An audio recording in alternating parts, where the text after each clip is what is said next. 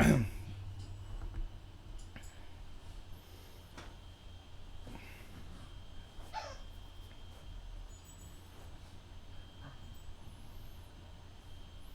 right. Thanks everyone for tuning in. I know it's short notice and everything, but that's okay. Most of the people watch it after it's live. You have to excuse if it looks like I'm fighting under the table. It's because my puppy's a big jerk. Go away. But yeah. So I wanted to do a live stream today on some of the relevant stuff in the news, and if anyone has other topics they would like to get into, that's fine too. So just a little before we get started, I might be doing a live stream around 9 p.m. tonight. I'm not exactly sure, and I'll talk about this again at the end of the show if I have more people watching, but I'm not exactly sure. But one of the things I want to do on this channel is show that we could disagree with each other civilly. So last night I ended up in a lengthy until like 4 a.m. Twitter discussion on systemic racism with someone that disagreed with me. Not totally, I don't think, but disagreed a lot with what I was saying. And it started off contentious, but I think we both came to a good point where we now, I think that person's going to join me for a live stream. And that's exactly what I want to do. I think that you get more information and more growth out of talking to people that disagree with you.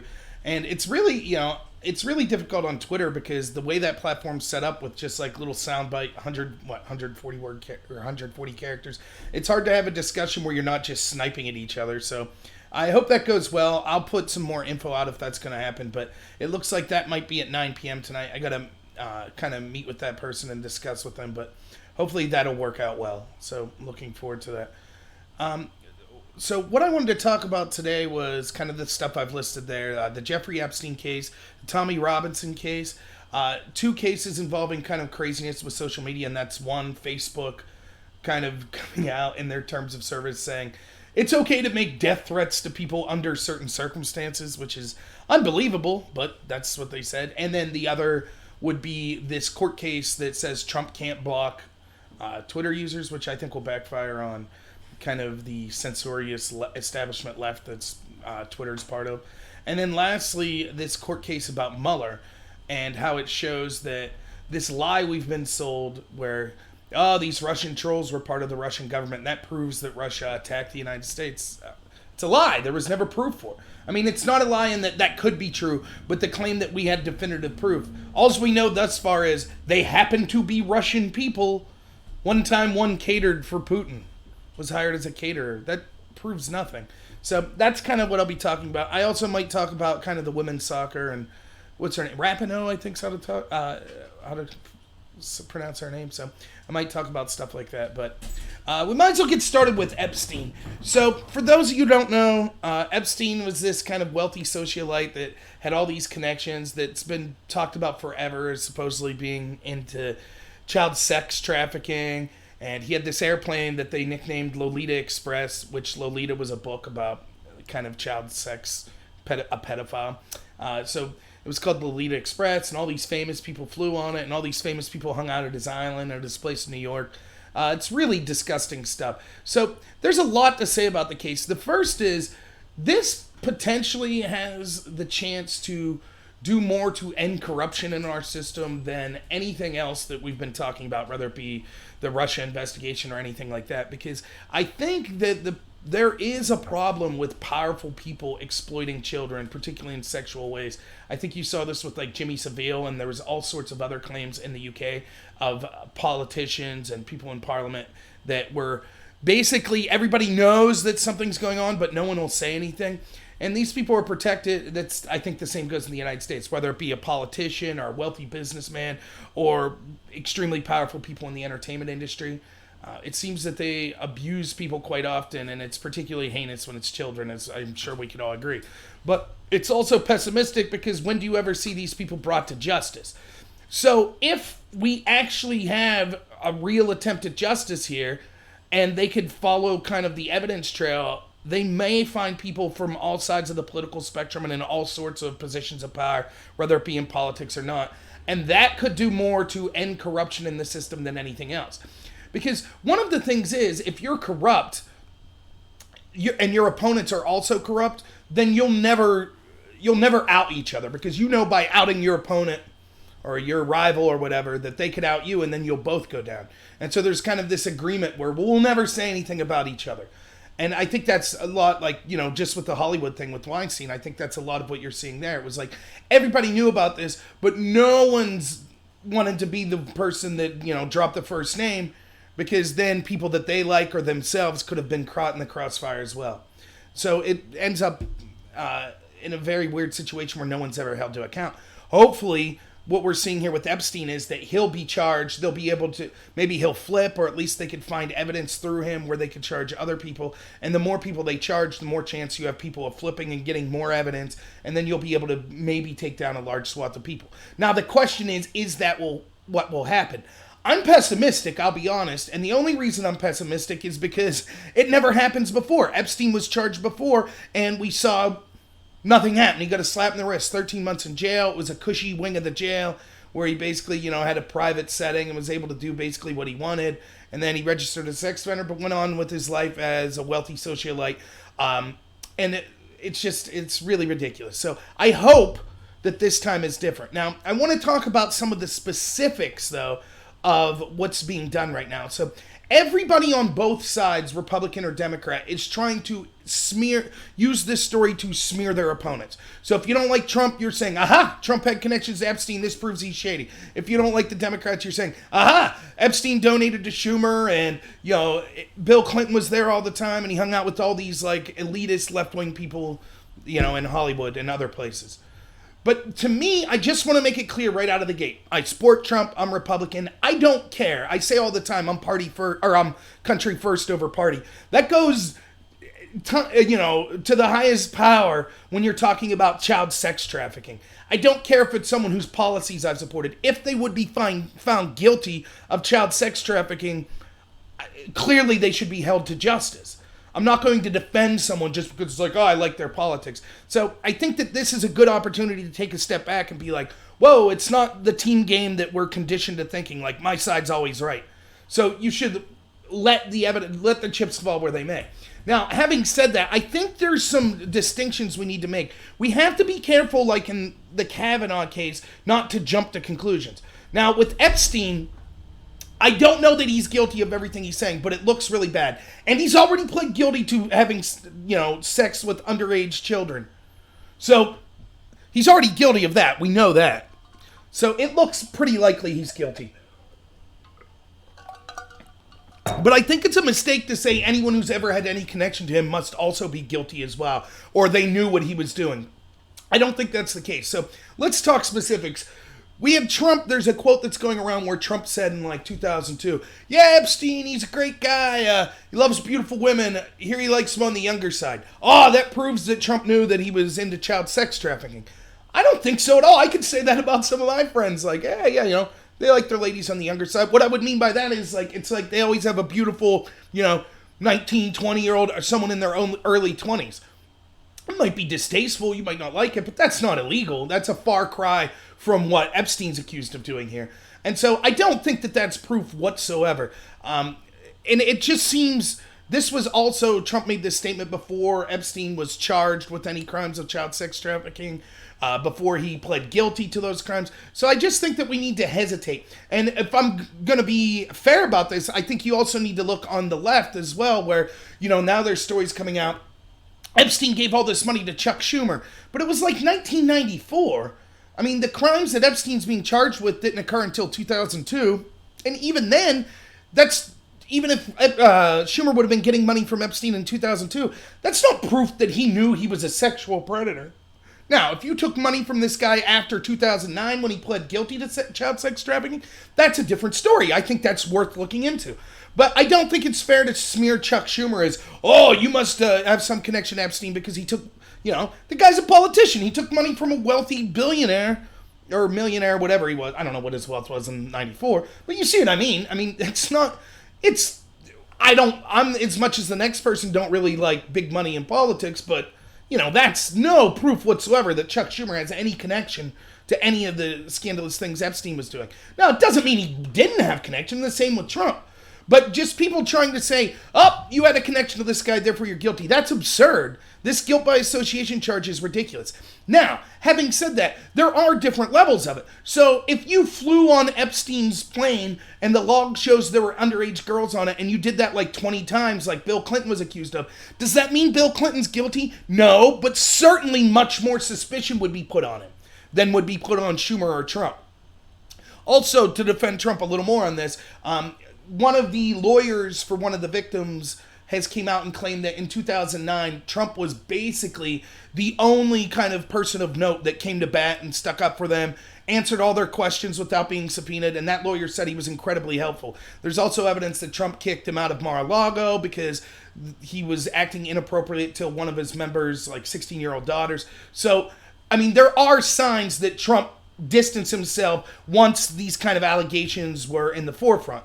Now, that's not proof, dispositive proof that Trump still couldn't have done something.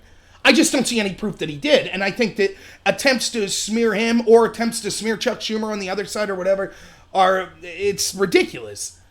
Clinton, it's a little different because he was on that plane so much and he kind of brushed it under for years when this was brought up. Now, here's some people that I do think that we can criticize. There was a party like a week or 2 weeks after Epstein pled guilty, and this was a party for Prince Andrew in the UK. So Prince Andrew shows up, which, is bad enough. But then other people like Katie Couric, Woody Allen, and others showed up to this party. Now, what kind of person is associating with someone and hanging out at a party with them 2 weeks after they've pled guilty to having sex, illegally having sex with children, with underagers? I mean, that seems to be reason for criticism. And when you look at this, it's very ironic. You look at someone like Katie Couric. Katie Couric's spoken publicly about, the need to protect women and things like that. But you're hanging out with someone who pled guilty to assaulting underage girls. I mean, that's just incredible. And I think that all the people that you could prove hung out with him and knew of this conviction should be held accountable. Does that mean that they were engaged in child sex trafficking? No, I'm not saying that. But clearly it's worth talking about.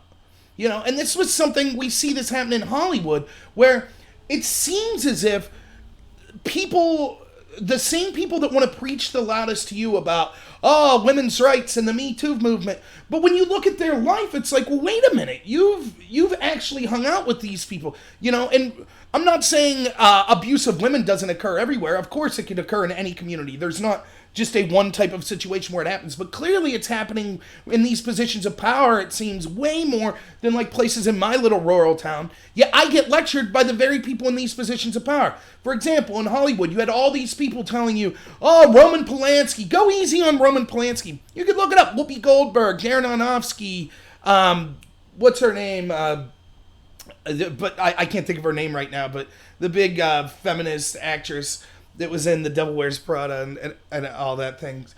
Meryl Streep.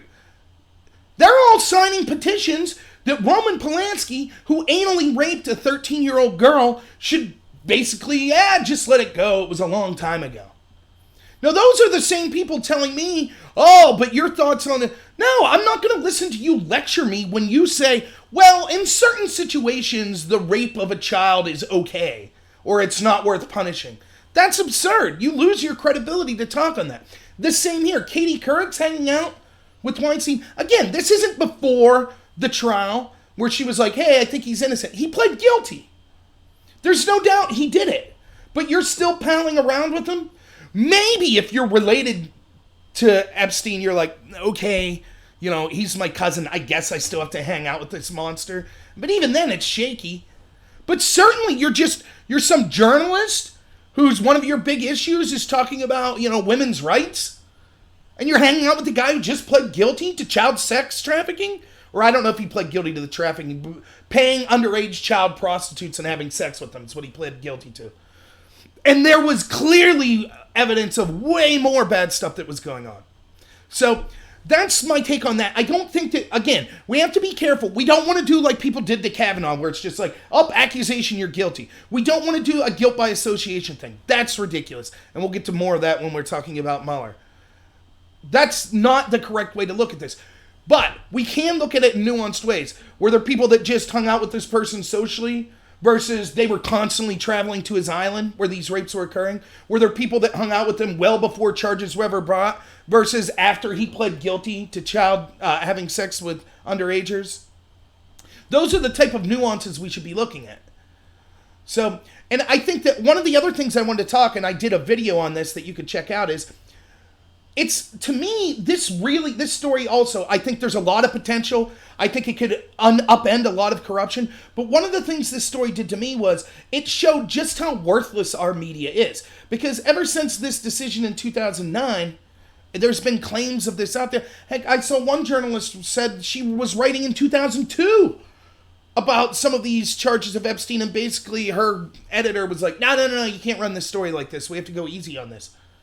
So we could have, if we had an actual investigative press that tried to hold the powerful to account instead of just ideologically pushing the garbage they think suits them and their interests best, who knows how many young girls could have been saved from this monster.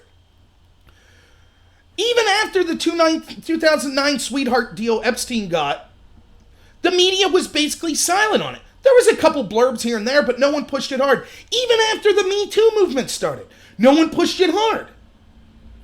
And it's funny, it took a private person, Mike Cernovich. Now, Mike Cernovich has done things I don't like. One of the things I can tell you is, I remember there was like this Shakespeare in the Park thing going on, and they dressed, I think they were doing Hamlet or Macbeth. But anyways, they dressed one of the characters up as Trump, and he was killed. And Cernovich and some of his crew showed up to protest that. That's absurd.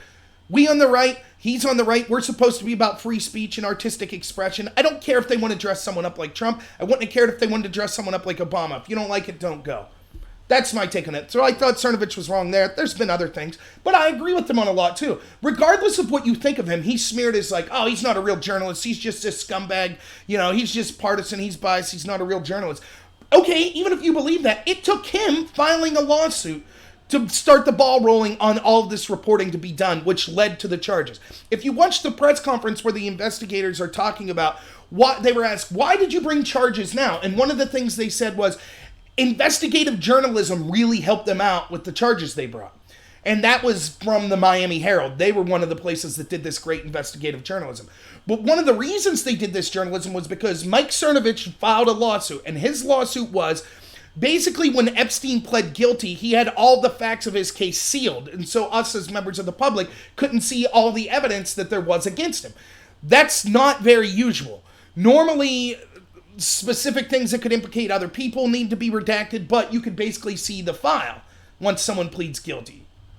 So Cernovich filed to be able to see all of this evidence and for the public to be able to see it. Once he started to get the ball rolling, the Miami Herald joined his lawsuit. They started doing good investigative journalism. And by the way, kudos to Mike Cernovich. Yes, he's out there selling himself, saying, I was one of the ones that started this. But he's also saying, look, the Miami Herald's going to win a Pulitzer. They deserve it. They did fantastic work. And he's right. The Miami Herald did do a good job. But why them? Where were the New York Times? Where was CNN? Where was CBS? Where was NBC? Where was Fox News? Where was the Wall Street Journal? All of our journalists. I mean, these crimes are happening in 2002. There was a reporter that tried to report on things like this in 2002. This person, and it's not a partisan story. This person had connections to Republicans and Democrats. A real person of power abusing people. Certainly after 2009, they knew that was the case. But where were they? No one did any of this journalism. No one sought out the victims to try to give them justice. How can that be? And the investigators have admitted, yes, this is what helped us bring these charges. So it just goes to show the media, and it was the same with, think what you will of Ronan Farrow. Had he not, as an individual, pursued the Weinstein story, everyone else knew of this story for years, and they just didn't cover it. So when they're out there and they're breathlessly talking about Kavanaugh, just spreading rumors that are absolute garbage, or they're spreading all the media is telling you how, we're into the Me Too movement. We care about helping women. It's garbage. When it really comes to going after someone that could have connections to people like Katie Couric that are in the media, or politicians that they like, they waffle. They don't do it. They only go after people they think could harm the other side. That's not journalism. And that kind of mentality is pervasive all throughout all of this mainstream journalism. That's why it's activism and not journalism. And I'm talking both sides of the aisle. Now, granted, I, as a Republican, think that I'm well justified in saying that the mainstream media is like 90% left wing and it goes for the establishment left wing. But nonetheless, we should criticize all sides. Fox News didn't cover this either. You know, they didn't break this story in 2009. They didn't discuss it. The other thing is, it's always interesting when people are willing to throw someone under the bus. So Bill Clinton's going to get thrown under the bus. It's going to happen. He looks incredibly shady by this. Not saying it's proof that he's guilty, but I think he has a lot to answer for. You know, being on a plane with underage girls with someone that we know was having sex and trafficking these underage girls 20-something times, going to his orgy island, intentionally losing Secret Service while you're doing that. It looks really bad, and he should have to be held accountable to answer for this. But they'll throw him under the bus now because Hillary's not running for president. This is how it always is. When it's politically expedient when it won't harm them politically, then they're willing to throw people under the bus. So, for example, Al Franken, who, by the way, I defended Al Franken. I did not think that picture was reason to get rid of him. And I dislike Al Franken. I didn't like his politics. I don't like, his character very much. But I thought it was ridiculous. But why did the Democrats why was it okay? Well, because it just got replaced with another Democrat. Now, when you look at when there's an actual race coming up and if they have to disavow someone, it could cause the Republicans to win, they don't do it. So, for example, Keith Ellison was credibly accused with contemporaneous witness and police reports by his girlfriend or ex-girlfriend of him beating her. They didn't care. They buried the story. This was at the same time the Kavanaugh situation was going on. But they didn't care. They buried it. Because he was running for Attorney General of Illinois or Minnesota. Maybe Minnesota. And he won that election. Justin Fairfax, credibly accused of sexual assault by several women. What happened to that story? So they only focus on this when it no longer could harm them politically. And again, I can't think of any, evidence of Republicans. You might say Roy Moore, but, that story was more complicated and there were plenty of Republicans that threw him under the bus. You can't really stop a guy from running, but you could say, hey, we're against this. No one did that with Ellison.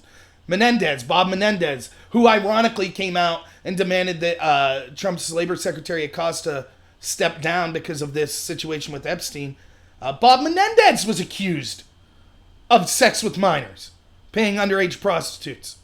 Where were the Democrats on that? I was saying the entire time the Roy Moore thing was going on, I was like, what about Bob Menendez? If we have to believe all charges, why are you sticking up for him? Why aren't you demanding he step down? Well, we don't want that. We could lose that Senate seat then. I mean, I'm tired of these games. By the way, one of the things Cernovich said that I totally agree. I saw an interview with him where he said, I'm not going to rest on my laurels. The next thing I'm going after is this government slush fund to pay people that accuse members of Congress of sexual harassment. Me and yours taxpayer dollars goes to shut up women that are accusing our representatives of sexually assaulting them. That is ridiculous. Now, does it mean that every single person that used that slush fund is guilty? No. But they shouldn't be using tax dollars to defend themselves and keep these accusations hidden. Ridiculous. So with all these high and mighty politicians out there beating their chest, oh, this is despicable. This Epstein thing's despicable. Where were they with the slush fund? They didn't think that was despicable? How many of them or their colleagues used that fund? But we don't know about it publicly, so it allows them to grandstand. So kudos to Cernovich for calling that out. That is something that needs looked into. Now, the last issue to talk about with the Epstein thing, at least today for me, is Trump's labor secretary, Acosta, was actually the person who gave this sweetheart deal to Epstein back in 2009. Now, Acosta, I have to be honest, I didn't see all of the press conference or all the evidence again, so I won't speak much on it. But Acosta's claim, there were kind of two claims. One was, if he didn't do this, then basically Epstein was going to get off the hook. I'm not so sure about that. And this other claim was, that I've read, and I don't know if this has been proven, was that he was led to believe that Epstein was an intelligence asset. In other words, like some kind of spy. And that could very well be true. I mean, one of the accusations about Epstein that could make this such a big bombshell to uncover so much corruption is he was basically blackmailing all these powerful people. So he would bring them to his island, and it could have worked something like this. He brings them to the island, they're partying, whoever you are, you're a politician, you're in Hollywood, you're some kind of royalty from a different country. You end up sleeping with a young woman, and then he comes to you and says, by the way, I filmed that, by the way, she's underage. Now you're in his pocket. And then all kinds of crazy intelligence assets could be gained from that. That could very well be true. It's not beyond that. That seems to be plausible. And this is maybe buttressed by the fact that when they raided Epstein's house, they found CDs that said young name plus name. So like insert names. Young Sarah plus Tom. That sounds like that could be him recording someone having sex with an underage girl to use that as blackmail later. So, I mean, there's a lot to look into here. And our intelligence agencies, which if you watch this channel, I am very skeptical of, certainly has gotten in bed with very disgusting people in the past. So it wouldn't be beyond the realm of possibility. So maybe he was basically told, you can't touch this guy. He's intelligence. We'll take care of it. Sorry, I have to handle this text here. So, anyways, that's my feelings on Acosta. Now, I know there are people like Schumer demanding that he step down. I don't know what to think of it at this point, but to me, I don't think it's, I don't think it's a terrible thing for people to demand he steps down, regardless of the circumstances behind it. It's clear to me that justice wasn't served, and this was one of the top dogs. Now, there were other people who also, because this happened across state lines and across even an airplane, this falls into the jurisdiction of, it could have been the FBI or the DOJ, it could have been local police force in like Miami or New York where this was occurring. It could have been state police forces. All sorts of groups could have had this, and everyone demurred at going harder on Epstein. The reason Epstein could be charged now, even though he pled guilty and it's not double jeopardy, is because his deal that he pled to only said that he couldn't be retried by the same people that tried him the first time. So the Southern District of New York is able to try him because they weren't the ones that tried him the first time. So, I don't know. Maybe Acosta was right, but I will say Cernovich said he talked to Trump people and told them, don't hire this guy as labor secretary because this Epstein thing will come to bite you. And look, I defend Trump, but Trump's had bad hires before.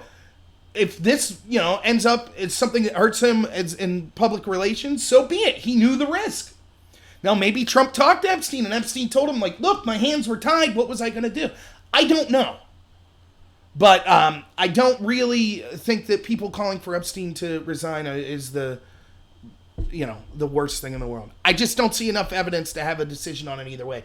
But my initial gut reaction is like, this guy should go. He gave a sweetheart deal. Others did as well that are like Democrats. Like I saw the one guy's name was Cy Vance. He's kind of connected to Democrats. There's no outrage from Chuck Schumer on him.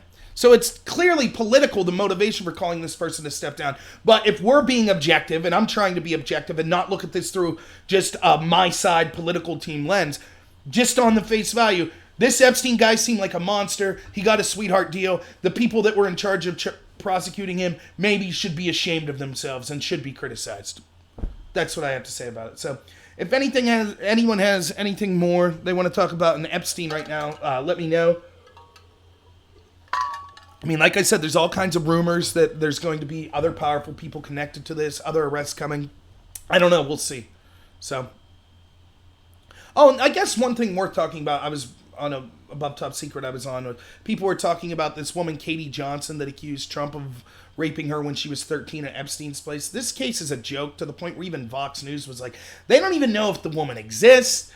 The story's changed. It's being pushed by two people that are incredibly shady. The lawsuit was dropped at certain points. The only journalist that interviewed the woman was only able to do so by phone, and she said the phone conversation was incredibly strange, and she can't even prove that the accuser is a real person. I mean, so it's just garbage. It's just like the Kavanaugh, you remember Julia Swetnick? I was gang raped by Kavanaugh and all of his friends, but then I kept going back to the party. It's like things like that. It's like, this doesn't even pass the smell test. So people spreading that, it's just ridiculous. Okay, so the next thing I wanted to talk about is Tommy Robinson. So this is a really complicated point of discussion, but I will give my honest feelings on it and where I'm coming from it. So for those of you that don't know, Tommy Robinson is an activist. He would say a journalist. He has press credentials from Rebel Media, who is someone, he looks like a soccer hooligan, and I think he's been charged with like some hooliganing stuff over in the UK. But he was someone who was raising alarm bells for years, since like the mid-2000s, on the fact that there were all these Muslim gangs committing crimes in his hometown of Luton and all across the UK. And not only were the police allowing them to get away with this, but then when people got fed up and tried to just like protest against these Muslim gangs and some of the stuff they were doing, the police went hard after the protesters. He eventually joined the British National Party, which I will admit, if you're from the thread where we were discussing this, I didn't know as much about the British National Party as I do now, but apparently I will concede in my reading of it, it seems to be kind of a white nationalist thing, which I would say is racism. Tommy claims he didn't know that they were the only people sticking up for him. So he joined them. When he realized his black friends weren't allowed to join, he quit because he wasn't racist. Then he founded an organization called the EDL. Some Nazis joined the EDL. Tommy claims, and I've seen video of this, that he burned a Nazi flag and basically said, we don't want you here. And then Nazis put a video up that's burned the EDL flag and said, we're coming for you. So his claim is he's not a Nazi. He has I will say one thing he said that I've heard in video him say that I thought was kind of bigoted and extreme was, he said after the London 772 bombings that all Muslim communities were responsible. I vehemently disagree. Now, I don't know if he's apologized for that, but he has said after that he doesn't blame all Muslims. He just dislikes the religion of Islam and the political practice of it, and he thinks there's unique problems in these Muslim communities. Okay, that's Tommy in a nutshell.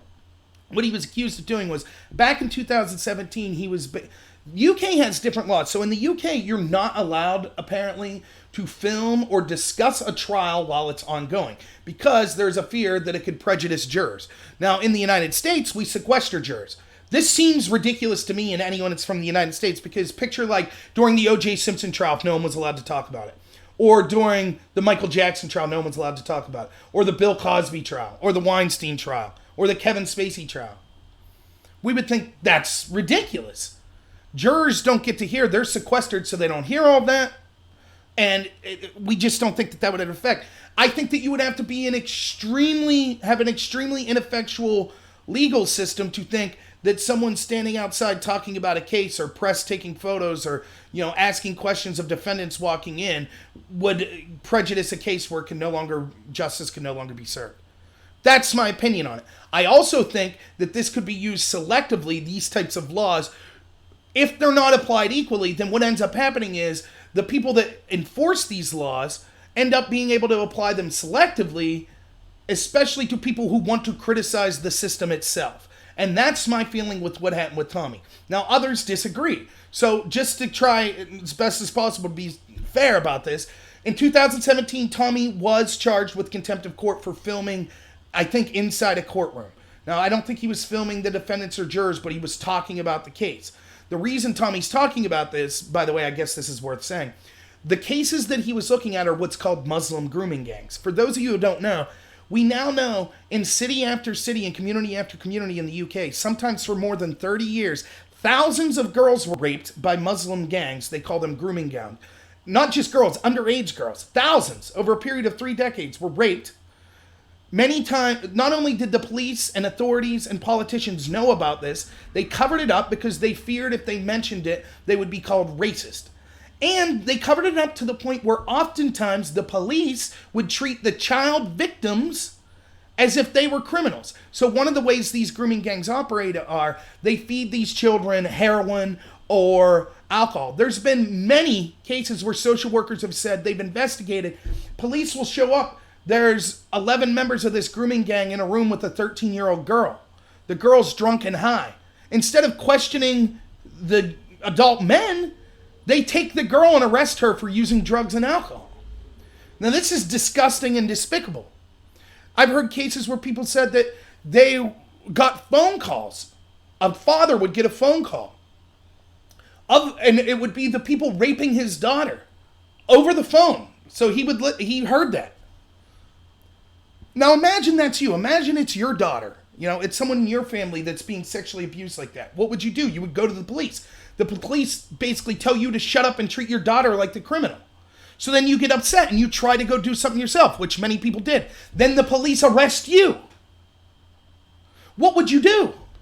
You would probably find a group that you thought had your interest, even if it had unscrupulous characters, and say, at least, you know, to protect my daughter, I'll do what I can. It's a sacrifice I'm willing to make. The legal system's letting them down. The media's letting them down. The politicians are letting them down. 3 decades. So that's what was going on. Now, Tommy was talking about this in at least 2011. He was talking from 2005 about people he knew that were raped. The police did nothing. But him actually saying the police know about these grooming gangs and did nothing. That was 2011. I haven't seen anyone making those claims publicly, like on TV shows and stuff like Tommy, previous to that. There could have been people, but it certainly wasn't widespread news, and Tommy was trying to spread that news. Now, Andrew Norfolk, who writes for the London Times, broke the story in 2012 when he found evidence that these police were basically brushing this aside. When he presented his news story, the police called him in and basically treated him like crap. They wanted to know, who gave you this evidence? Instead of saying, my God, are you serious? People in our community allowed these rapes to occur. People in law enforcement allowed this. Instead, they were upset that it became public knowledge. And Norfolk himself admits he was called racist when he broke this story, as was the London Times. But that was after Tommy was talking about it. This was 2012 when the London Times broke this story. So you could hate Tommy, and that's fine. I'm not defending his character. He said bad things. But I think when I'm looking at him, right, to me, I see a lot of similarities with a character like Malcolm X. So one of the criticisms with Tommy is he changed his name. Okay, so did Malcolm X. He was a criminal before all this. Okay, so was Malcolm X. I mean, Malcolm X was even worse. He was arrested for mugging people at gunpoint, amongst many other things. You know, they want to say, oh, and I find it ironic because a lot of the people that dislike Tommy are from the left. And they're the same people that would tell you, like, it would be absurd for police to treat someone like dirt just because in their past history they have criminal convictions. We shouldn't judge someone just because they'd been convicted in their past. But that's exactly what they say about Tommy. So it seems to have some discrepancy there. But nonetheless, Malcolm X also said a lot of things that I didn't like that I think were actually full-out racist. Like, he supported segregation. And Tommy said, like I said, I didn't like what he said about the 7/7 bombings. Both of them said things I don't like. But the one thing I could say about both of them is, even if I didn't like everything they did or agree with all of their conclusions, both of them grew up in systems where they watched their community devastated and targeted because of their race. Because these grooming gangs, it's been shown, they were specifically targeting white girls. Because they said that these white girls were trash and easy to own, and their religion, and this isn't me saying this is the investigations that went in, and what the victims said. They would repeatedly read from the Quran and say, you're garbage, I own you, you're my sex slave, and my religion says that that's the case. Now, that doesn't mean every Muslim believes that. I'm not saying that. I'm saying their religion was a key part of what they were doing, and it was a key part of why they weren't held accountable, because people were afraid to be called racist for doing something.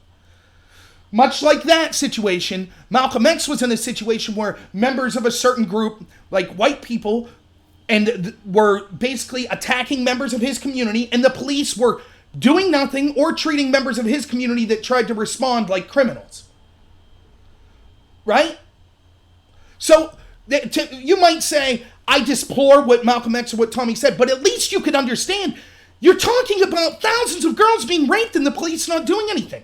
That's going to lead to a lot of anger. So I can at least, even if I think the guy, if I'm someone, and I haven't seen, everyone keeps saying he's racist, I'll get to that in a minute. I haven't seen the proof of that, but even if you believe that, you can at least understand, okay, I could see where that comes from. But one of the issues about this that blows me away is, it seems like people have more anger and vitriol towards Tommy than the actual rapist or the authorities and politicians that knew of the rapes and allowed them to go. I mean, that just blows my mind. It would be like, I hate Malcolm X more than the police that allowed, and helped, were complicit in the rape of young black girls in Malcolm X's community. No, not at all. Even if I dislike Malcolm X and want to say the guy's no hero, he advocated a lot of stuff, his stuff could have got people hurt, I could at least say, well, it's not as despicable as the people that were complicit in thousands of underage girls being raped. I'll save the majority of my anger for them. But nonetheless, kind of the end of the story, people now say, well, but these grooming gangs, now everything's better. They're starting to get charged. I say two things to that. One, okay, so then what you're telling me, we're not going to see it's not going to come up that another town, here was another town that covered up grooming gangs. Because if it's all better now, all of these police forces would have been open about it. All the politicians would have been open. This is what people said after Rotherham. Wow, this was terrible. It was despicable. My God, it's disgusting. But at least it's over with. Now we've turned a leaf. Then we found out about Telford. For 30 years, thousands of girls being raped. Well, Telford, that's it. Now they're taking care of business. Now things are different. So we'll see. I hope, but we'll see. And second, can you name me any of the law enforcement or politicians that are sent to protect their constituents' interest? Can you show any of them being held legally accountable? Not one person. So the people in power haven't, okay, yeah, finally we'll go after the grooming gangs. But the people that allowed it to go on, there's been no accountability for them. The media's not at their doors every day saying, what the hell did you do? How could you live with yourself? But they'll do it to Tommy. And no one's going to be held accountable. That's why then when you look at the application of these laws, I default from the position, it seems like the people in power, the very people from the very same system that allowed thousands of girls to be raped for 3 decades, have a vested interest in protecting their own reputation and not wanting someone to call out how disgusting they are and to call for them to be held accountable. And so along comes Tommy. Tommy, way more than the media, way more than the Daily Mail or the London Times or the Guardian or the Telegraph or any of these other papers in the UK, is calling them out. And Tommy's also more effective of getting other people, regular people, to be outraged. Now, are there some racists taking advantage of this? No doubt. I have no doubt that's the case. If you hate people of Pakistani origin or you hate Muslims, you jump on this to excuse your hate. But that doesn't mean that it's not worthwhile calling these people to account. That doesn't mean Tommy should be above the law either. I'm not saying that.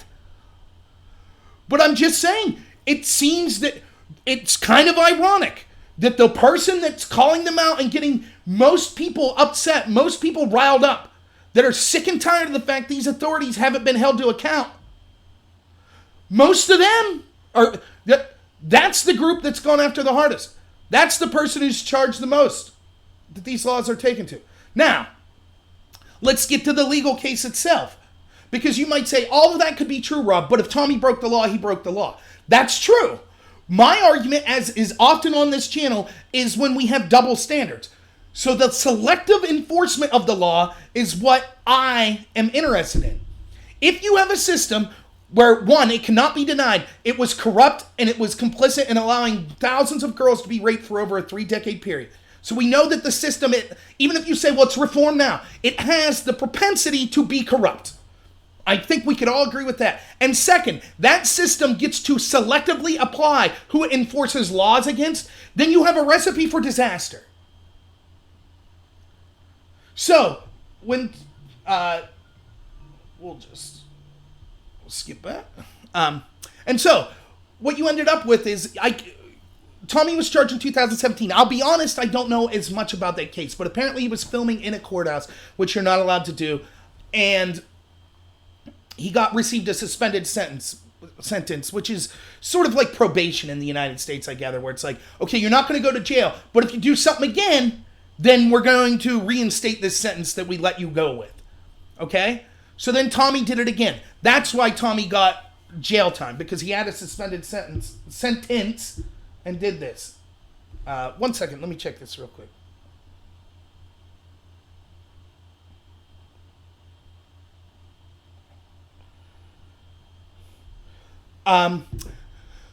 Anyways, sorry about that. I'm really sorry.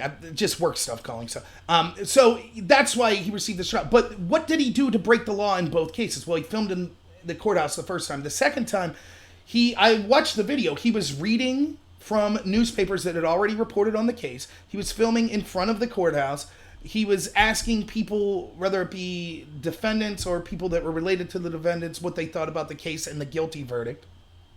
And that's basically what he was doing, and he was arrested. And so we have to ask ourselves, okay, that's against the law. The first thing we ask ourselves is, are there other people that have blatantly broken this law and not been charged? And the answer to that is yes. So if you read in the 2018, so then what happened was Tommy went to jail. He was sentenced to like 13 months, so he went to jail for 2 months and then filed an appeal and was left out. Now he's lost his appeal and he's looking at 9 months back in. That's the whole story.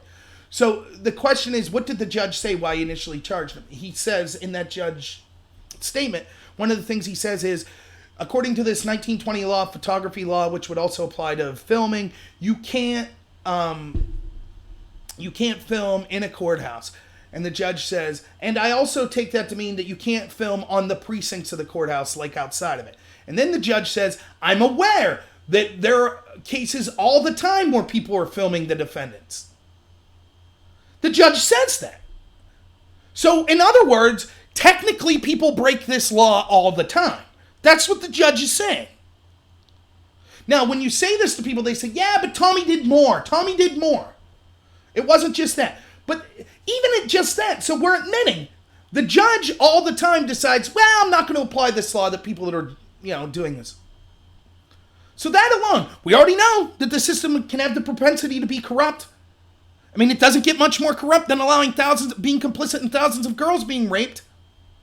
Now we know, okay, they decide it's up to them arbitrarily. Well, we can decide when we want to enforce these laws or not.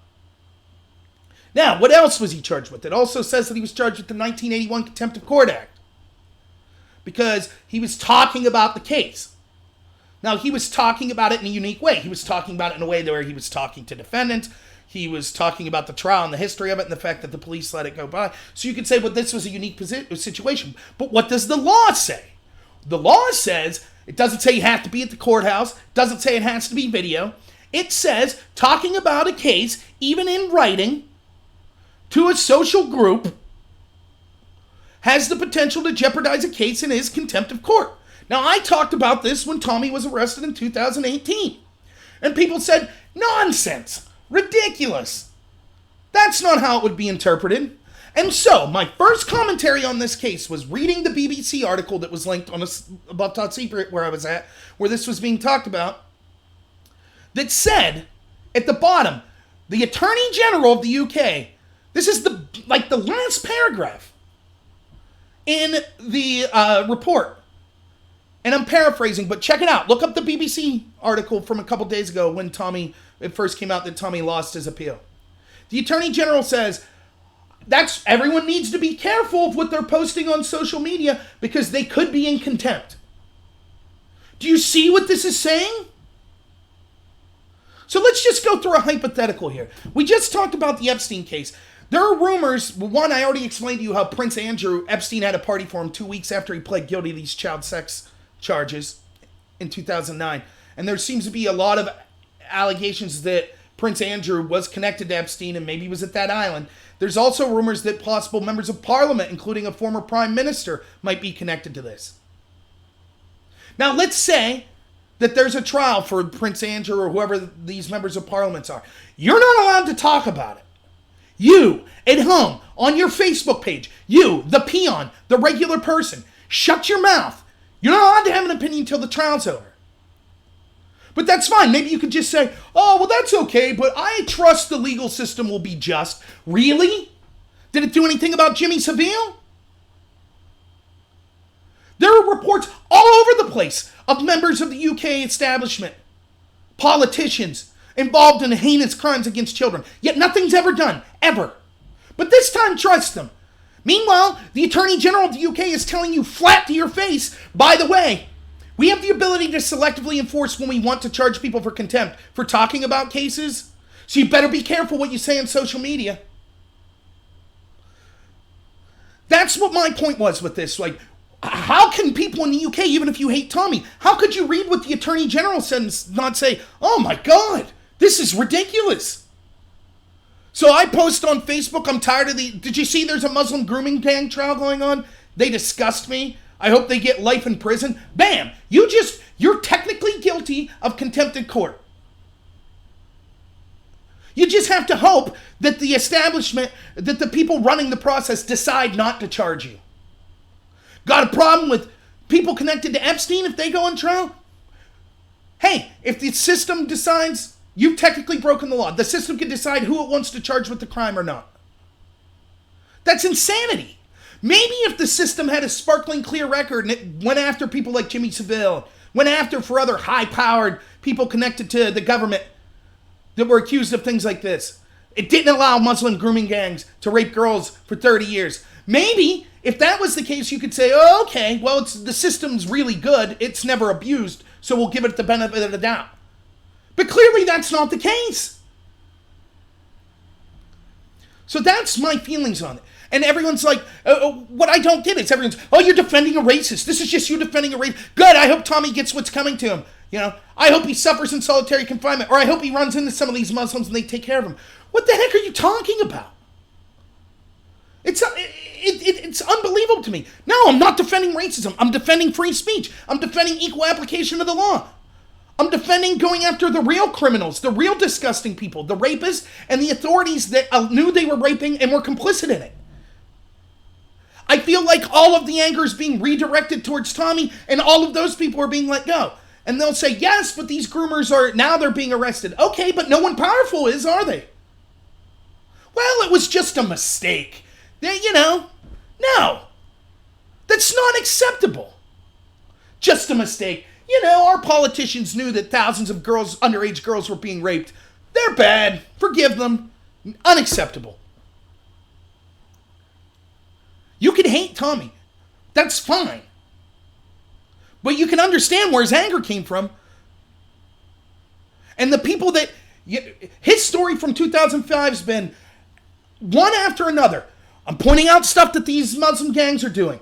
The police won't do anything about it. Now the police are coming after me. And he's been proven right. Now, does that mean that he was justified in some of the things he said, like all Muslims are responsible for 7/7? No. Does that mean if he was encouraging violence with his people that he shouldn't be held responsible for that? No. I'm not saying that. But everyone called him a liar. The entire liar. Proven true. Liar, proven true. The police have been targeting him the whole time. We know this. He gets sentenced to prison. He almost gets killed in prison. He gets attacked. His claim, maybe you don't believe it, I guess, was that, basically the guards allowed him to be attacked by these gangs that were in there. It just seems crazy. Everybody just says racism. Well, I had people tell me, like, this is the insanity you get from this. He's a racist because he hates Muslim. He hates Islam. And then they'll say in the next sentence, by the way, I hate Christianity. Okay, then you're a racist? No, it's different with me. What are you talking about then? He hates a community of people Malcolm X was racist in that he hated white people. I'm sure if you could talk to Malcolm X in retrospect, he would say, okay, not all white people did this to me, but the community that was directly attacking the children in my community happened to be white people. That's where my anger comes from. I just don't get it. The irony is, and maybe Tommy has said things that were blatantly racist. I don't know, but I asked people to prove it. They say, Google it. It's been shown over and over. No, him saying I hate Islam isn't racism. Islam's not a race. You could say it's Islamophobia, but that's ridiculous. People criticize Christianity all the time. The LGBT community makes a living out of it in the United States. Just the other day, who was coming out? One of the people running for president for the Democrats. Oh, the Christian, or no, maybe it was Omar. It was Ilhan Omar. Oh, the Christians here, they're passing this anti-women. They're anti-women. They're sexist because of their stance on abortion. They're bigoted because of their stance on homophobia. Okay, you have the right to say that. I disagree, but that's fine. You have the right to say that. They don't get smeared as, oh, you're a bigot for saying that about Christians. It's an ideology. It's a religion they don't like. They don't like the preaching of it. But if you say that about Islam, all of a sudden that makes you a racist or a terrible bigot. And the irony is, it proves it's circular. It's the same damn thing that landed us in this problem in the first place, isn't it? Well, you can't criticize these groups because they're Muslim and will be called racist. And so then someone comes out and criticizes the groups and then you say, you're a racist. Yes, that proves So I guess the authorities were right in the fact that had they gone after them, they'd have been called racist. Andrew Norfolk from the London Times said he was called a racist when he was reporting on these stories. So I don't know what will happen with Tommy. I was reading somewhere that because it's complicated, it's like the United States, I guess, where it's like the 9 months is the maximum sentence he could have, but he already has some time served. If he has good behavior, he's looking at like basically a minimum of 66 days. I guess it's been said he'll be held in solitary confinement. So hopefully he serves his time. But I think the law is dumb. I think you should be allowed to comment on ongoing trials. I think it wouldn't be difficult to sequester jurors. We do it in the United States quite easily. And I think that the potentials of these laws being selectively applied by the exact same system that's been proven to be complicit in the rapes of 3 decades of rapes of thousands of girls is disgusting and has the ability to be abused in a tremendous way. As the Attorney General said, anyone posting on social media about these cases could be held. Be careful what you post. It could be contempt. By the way, people filming outside of courses, go to YouTube. Child sex courses. Look up Ralph Harris. Look up Gary Glitter's trials. There's the media asking them questions, yelling and screaming in front of the courthouse. Hundreds of people snapping photos. No problem. No one charged. It's only the little guy that gets charged. Only the guys that are criticizing the system that the system decides to go after hard. So that's my spiel on Tommy Robinson and what's going on there. I'm open. Anybody wants to say he's such a deplorable guy, he's so terrible, fine. Don't just say Google it. Show me what he's done. One of the people did show me his comments on 7/7. I agree, they were terrible. Yeah, where are the feminists? Well, that has to do with intersectionality. This cultural Marxism. I was talking to a buddy of mine on the phone the other day. Intersectionality is the most insane thing. Let's go. And if I was saying earlier, I was in a disagreement with someone on Twitter last night, and we were talking about systemic racism in the United States, and Elizabeth Warren posting a graph of stats of blacks and Hispanics doing worse than white people. It started off contentious, but it turns out that person might actually come on and do a live stream with me at 9 o'clock or around there tonight. So that could go very good, which is what I want to do with the show. So we could disagree and still have productive conversations. But where are the feminists? Well, this is a conversation I was having with a friend of mine on the phone. I've never heard an answer to this that makes sense to me. We prove that we have a racist law enforcement system by saying this. We take the stats that show that blacks are more likely to be arrested, more likely to be convicted, more likely to be detained, more likely to get a longer sentence, and more likely to have bad conditions in prison than whites. Now, I don't have the numbers on hand, but it's something like, let's just say, and I'm not saying this is the exact number, I'm just doing it for example. Let's say 10% more in all of those things. 10% more likely to be charged. 10% more likely. So I would say, okay, but that doesn't prove racism. There could be all kinds of factors. Is it just proportionally blacks that get arrested, or blacks are poorer than whites, or blacks come from certain communities and being a member of that community, for example, living in an inner city high crime area, you're more likely to be charged, convicted, and all that, regardless of your skin color. That type of stuff. So it's not necessarily, it's racism. The police are racist. The system's racist. It's not necessarily that. But people say, no. The stats prove racism. If blacks, 10% more likely to be arrested, 10% more likely to be convicted, that proves racism. Get a 10% longer sentence. Okay. Then my argument is, because a lot of these people that make these arguments are intersectional. And what intersectional means, for those of you who don't know, is basically they break everyone up into groups. I'm not Rob nor the individual. I'm a system of groups. So what is my race? I'm white. What is my gender? I'm male. What is my sexuality? I'm straight. What is my financial situation? Lower middle class, I would say. Am I able or disabled? I'm able. Am I trans or cis? I'm cis. All of those, native born citizen or immigrant. And so you take all these categories and one side is oppressors and one side is oppressed. So men are oppressors, women are oppressed. Straight are oppressors, non-LGBTQ oppressed. Able-bodied oppressors, disabled oppressed. English speakers oppressor, non-English speakers oppressed. Christians oppressors, all other religions oppressed. And what happened was, and I used to judge debates, you would get debates like this. So imagine I walk in to judge a debate, and I have two black guys debating two white women. And debate is left as left gets. And so you might walk into this debate and you'd have the two black guys say, the topic could be, we should switch to wind power, we should end fossil fuels. That could be the topic.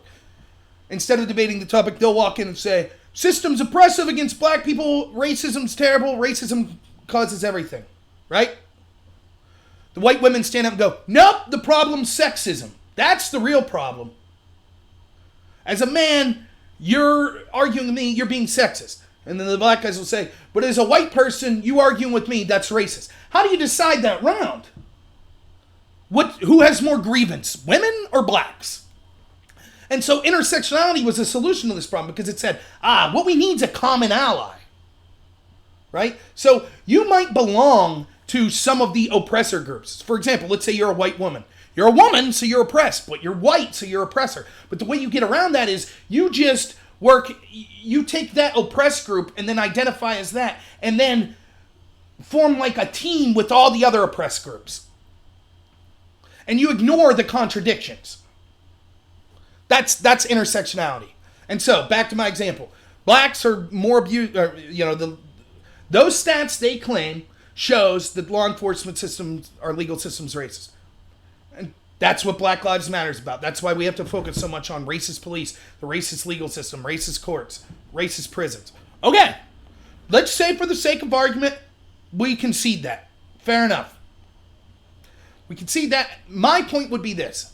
There's another group that is even more prejudiced by law enforcement and by the legal system? Instead of it just being like 10%, so blacks are 10% more likely to be arrested, 10% longer term. It's way more than that. It's like 40%. You know what that group is? Men. Men are far more likely to be arrested for crimes than women.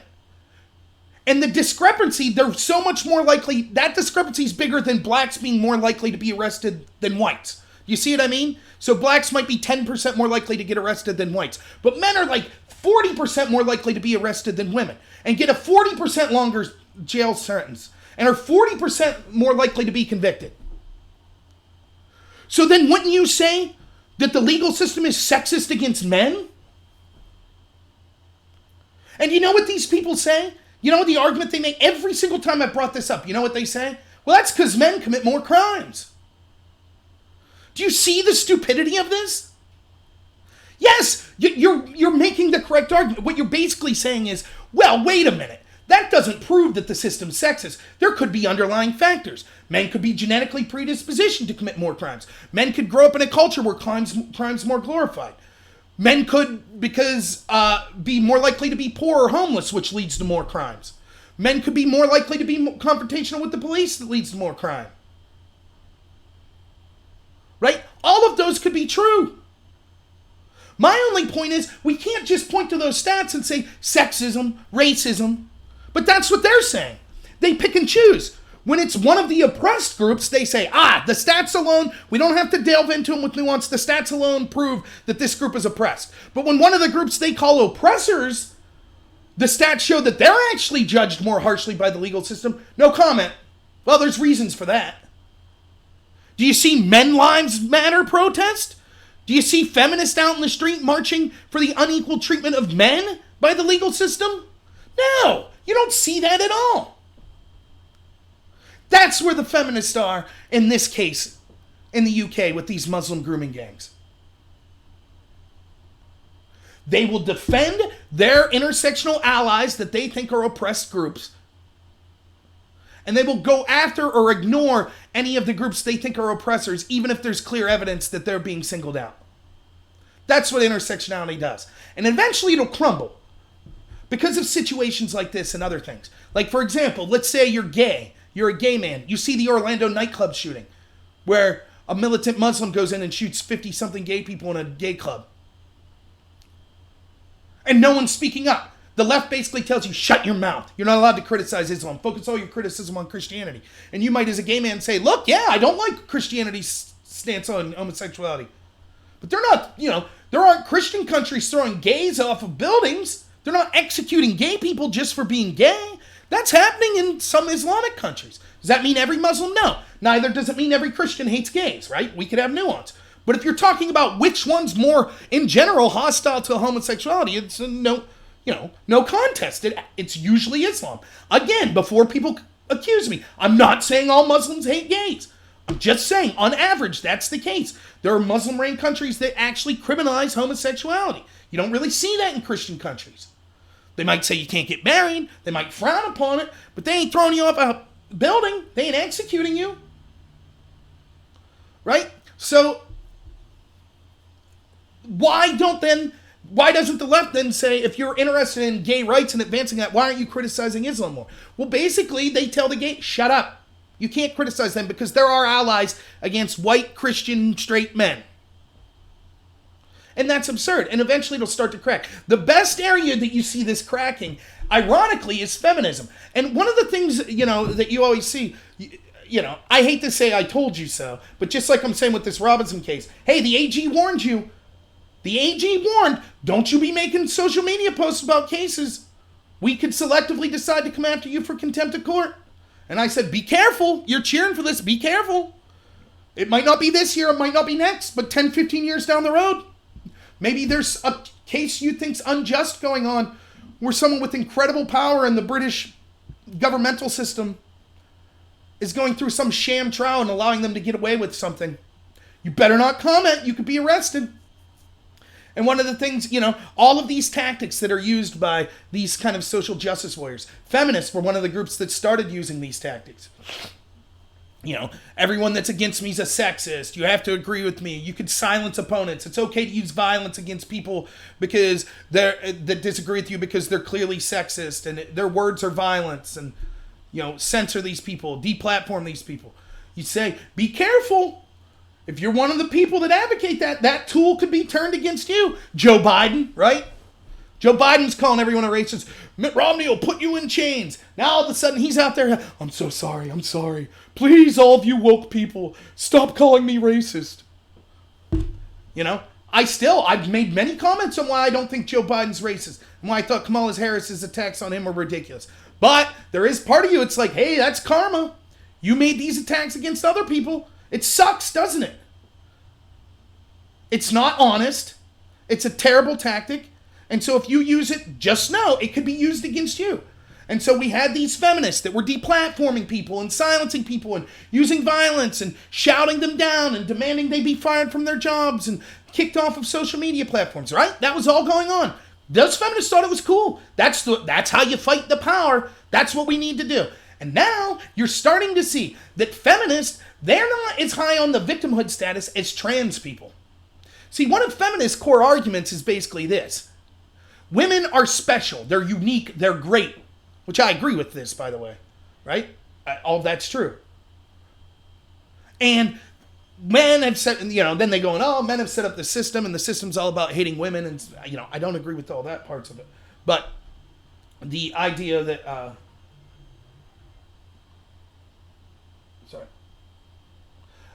the idea that women are special.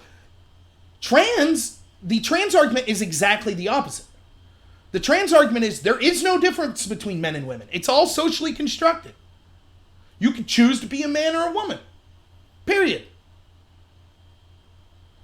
Men aren't better at sports. That's a myth. That's just social construction. Women aren't more interested in dealing with people than things. It's all socially constructed. The reason more women become nurses and more men become engineers is because society is corrupt and it's determined that's the way it is. And it has nothing to do with biology. Men and women are the same. But that contradicts directly the feminist claim. So now what happens? We have a bunch of feminists. They call them TERFs. That's the negative connotation, which is a trans-exclusionary radical feminist. In other words, a feminist that says, no, men can't be women. Women are special.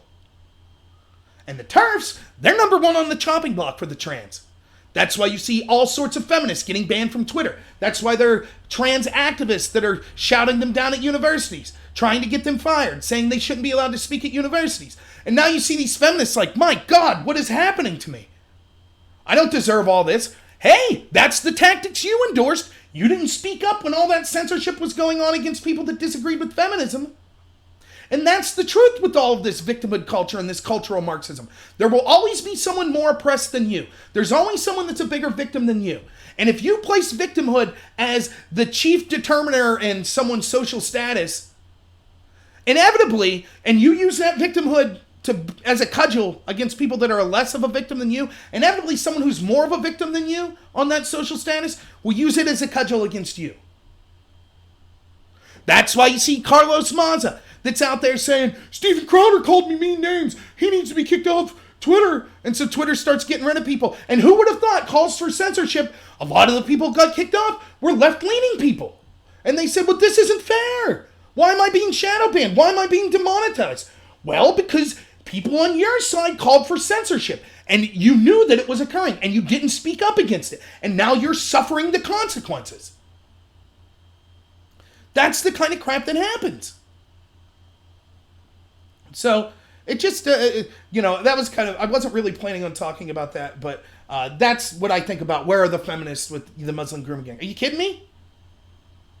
They're less concerned about thousands of underage girls being raped than they are this kind of garbage argument that the women's soccer team needs paid more. That's their big concern. All right, so I wrote down social media craziness was the next topic I was going to cover, and there were two of them. This is kind of a good transition because we were just talking about people getting kicked off of Twitter. So one of the things that occurs is I think that our judicial system is a nightmare. It is ridiculous. And again, I'm biased. I'm a conservative. For anyone who always, I'm out front about that. I ran as a Republican. I like the Freedom Caucus people. I like Rand Paul. I loved Ron Paul. He was my favorite politician when he ran in 2008. That's who I am. I'm being upfront with who I am. I'm never going to be party first. I'm always country first. I'm willing to listen to people on the other side. I think, as I just did a video the other day, we need at least two vibrant parties. You need a Democrat and a Republican, or a liberal and conservative party. You need both. That's why it scares me how ridiculous the Democratic Party is becoming, because what's going to happen? They're just going to fall into oblivion, and then what? The Republicans will have no one, without someone to argue against. It'll get bad on that side as well. So, anyways, that's just my feeling on that. So, on Twitter, what you saw happening is, we're talking about the courts. I feel that, being biased, I feel that the judicial system and all these courts are incredibly activist from left-leaning judges. Right-leaning judges tend to be more reserved and to default more to the Constitution and say the Constitution says you don't write laws, you just interpret it. Activist judges don't really hold themselves to that standard, and so if they don't like the person issuing the law, they could say, well, I'll interpret it the way I want just to go after the person I dislike. Or if they like the person, they'll interpret it just because they like the person. So, and I think that there are blatant examples of the Constitution and these courts stepping outside of their bounds. Like, if you followed the case about the Dems trying to get Trump's finances and subpoenaing Trump's finances, it's absolutely ridiculous. I mean, right now, the standards was you have to basically get a warrant, and for that warrant, you need to be able to prove we're looking for allegations of this specific crime. And so we need to see these records to see if there's evidence that this specific crime occurred. What the Democrats are arguing, and winning in court, by the way, is we think Trump's probably a criminal, so we want to see all of his stuff so we could find the crime. That is insane. And the judges bought this. Yeah, that's good. Think of the precedent that sets. Any party that's in power could just be like, yeah, we think all the Democrats are criminals. We'd like to look at all their finances now. Subpoena all their records. It's outrageous. But that was something they put. The citizen, or the so-called Muslim ban, which wasn't a Muslim ban. It is quite clear that the president has the authority to say who he allows into the country. That's clearly written. But they said no, because Trump's reasons, the reasons behind why Trump said that were bad. But that's clearly a ridiculous decision. The same is the case with the citizenship question. It is quite clear the citizenship question is legal. It was on the census before Barack Obama. He took it off. So why would it be illegal to put it back on? Well, because Trump's reasons. That's never been the case. This president is unbelievable. Think of what this leads to. 2024, God forbid, Ilhan Omar's president. Or no, let's say Beto O'Rourke. It'll be an easier example. Beto's like, I want to lift the travel ban from whatever country. Maybe we have a travel ban on a country. Pakistan, say, if we have one on them. I want to lift it. The Republicans argue, no. Beto O'Rourke, back in 2019, talked to a bunch of immigrants about how this country is founded on racism and white supremacy. And so therefore he's intentionally trying to bring in people he knows are bad for the country because his reasoning is he thinks we're all racist white supremacists. That's insane. Oh, yeah, well then he can't do that. That's insane. And so oftentimes what ends up happening is these court decisions or, political decisions of this type end up coming back to bite people. It ends up getting used against you. And so, let's take the court decision I want to talk about. And this is Twitter. Trump lost a case that said he is not allowed to block people on Twitter. And so he filed an appeal. And he just lost the appeal in the Second Circuit Court of Appeals. What the decision was basically this. Trump, as a governmental figure, is using Twitter. Even though it was his Twitter account before he was president. It's still the same Twitter account. So it's not like the official POTUS Twitter account. Because he's using it and talking about things on there that he only talks about on Twitter. In other words, he doesn't mention all of his tweets in press conferences and stuff as well. That is a unique place of governmental business taking place. As such, it is illegal for a governmental figure to block people. It's their First Amendment right to be able to not only read what governmental business is being discussed, but to participate in the discussion. That's what the court case said. So, Trump can't block me. If Trump blocked me, he can't block me because that avoids me being part of the public dialogue of governmental business. Being able to say, no, Trump, I think you're wrong. That's the public dialogue. And the court said, it's not just that I couldn't read Trump's tweet, it's that I couldn't respond. Right? Okay? You got that? So in other words, Twitter is a public platform where governmental business is being discussed. The president cannot keep me from discussing that governmental business on that platform because that violates my First Amendment. That means that Twitter also, well, two things. One, that means quite clearly that people like AOC, Ocasio-Cortez, that have blocked people, clearly they're in violation of the same law, and we already see lawsuits springing up. So now it's going to bite the very people that complained about Trump. Okay. Secondly, what this law says is, because it's saying Twitter is not a private company anymore. It is a public forum where governmental business is being discussed. That would mean that Twitter cannot block people for ideological reasons as well. Twitter does not have the right to keep you from using your governmental First Amendment right to discuss governmental business on the platform it's being discussed. If the president can't keep you from your First Amendment right to speak about the government, neither can Twitter. And it's been so, people are like, no, they're a private company, they do what they want. No, the media would be talking about this if that was the case. No, not at all. Court cases oftentimes have unintended consequences. The appeal to authority, the media would talk about it. No, ridiculous. The media would have talked about Muslim grooming gangs if they were real. Oh, wait, they didn't. The media would have talked about Harvey Weinstein if it was true. Or Epstein. Oh, but they didn't. So please, I don't buy that. The media would have told us that the Libya war was garbage if it was. Oh, but they didn't. So this appeal to authority is nonsense. But so you're trying to use analogy, and this ruling's so stupid. That's the problem. So it's hard to find anything analogous to it. So you're trying to find a situation where government officials are using something in a private setting, but what they're using is considered public information or governmental business. And so I could come up with several examples, but here's the best one I could come up with. Being part of the governmental discussion, that's what they said, we all have a right, we're entitled to that, is very similar to being part of the governmental discussion, i.e. in voting. That's us giving our voice to the discussion of the government, right? Voting. Where I'm from, most of the voting occurs in private places, such as churches or private businesses and things like that. Now, if the court ruled poll workers who are working as government agents are not allowed to say, you can't come to vote here for ideological reasons, that also, because you have a right to vote, that also means that the owner of that private building, the church or the business, also cannot say, I don't like Republicans, so they can't come vote here.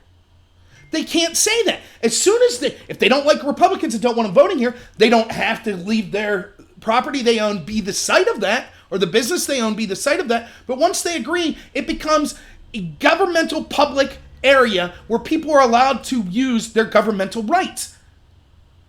They don't get to say, yes, we'll conduct the governmental business here, but I, as the private owner of this building, choose to not let people in that I ideologically disagree with.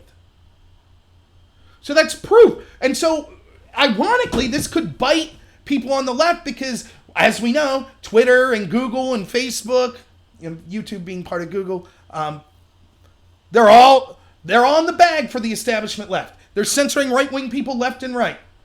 And so if it applies to Twitter, why wouldn't it apply to YouTube? Governmental officials use YouTube. So YouTube shouldn't be allowed to block people. They can't, not only can't they block you from viewing their videos, they can't block you from posting because you could post. If they remove your channel, then you're left out of the public dialogue, which is your First Amendment right.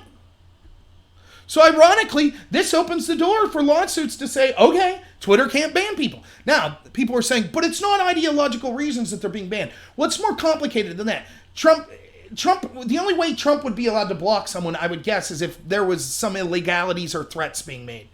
So if I, F you, Trump, blah, blah, blah, on his Twitter page, I'm going to attack you or something, I'm sure they wouldn't say it as nerdy as me, then yeah, Trump's probably still allowed to be like, this person needs to get the boot.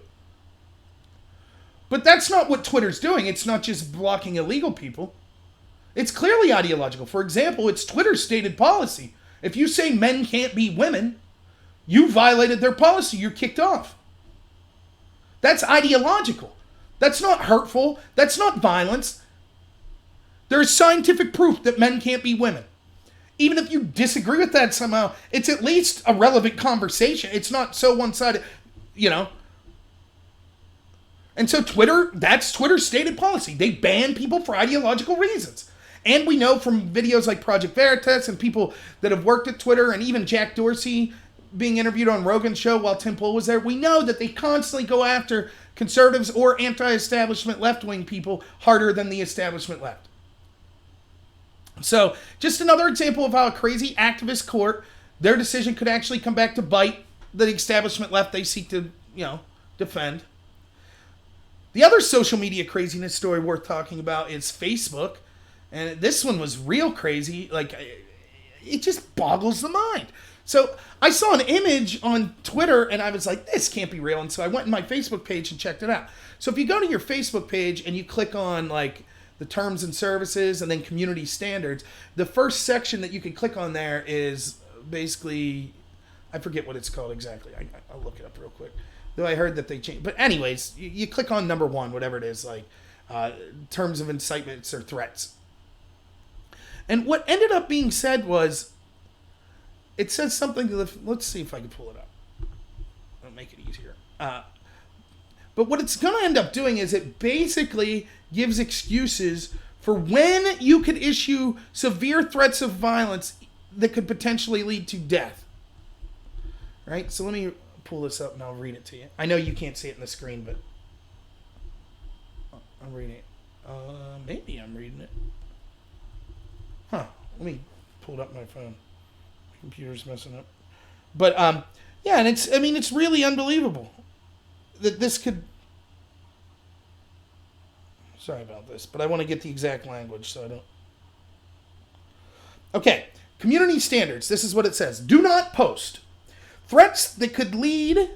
Sorry, let me get back here. Threats that could lead to death and other forms of high-severity violence of any targets where threat is defined as any of the following. Number 1, statements of intent or... What's going on with my computer here? I'm getting all kinds of... It's my mom. So, you can't make statements of intent to commit high severity of violence, or you can't make calls for high severity violence. Parentheses, unless the target is an organization or individual covered in the Dangerous Individuals and Organizations policy, or is described as carried out violent crimes or sexual offenses wherein predator status has been established by media reports, market knowledge, news events, etc. So let me paraphrase that for you. Don't post death threats, statements of intent to commit high severity violence, or calls for high severity violence unless it's against a group of people we deem it's okay to post those threats to. That is insanity. How hard is it to have a TNC that just says, you can't make death threats, you can't threaten people with high severity violence? Sure, we're not going to crack down if you'd say, I'd like to slap you in the face. But this is talking about high severity calls to incitement that could lead to death. I'm going to organize a bunch of people to shoot you. Things like that. You can't say that. It's against the law. But Facebook's saying, despite it being against the law, it's okay in our platform, provided it's against people that we've deemed worthy of getting those threats. And who are those people? Well, they're all Nazis, right? No! Like Paul Joseph Watson from InfoWars is on their list of dangerous individuals. Gavin McInnes is on the list of dangerous individuals. It's insanity. And then what? Groups that the media have deemed dangerous? Are you kidding me? Like the media isn't biased? Okay, there are media reports that show Antifa's violence, so if someone says they're a member of Antifa, does that mean death threats are now allowed on Facebook against Antifa? I'll bet it's not applied like that, don't you? I'll bet they go after you if you do that. It's just stupid. Why would you put your... As far as I'm concerned, as long as that policy's up, if there is any incitement on Facebook that leads to death or severe violence against someone, Facebook should be held fully accountable in the legal system as an accomplice to that crime.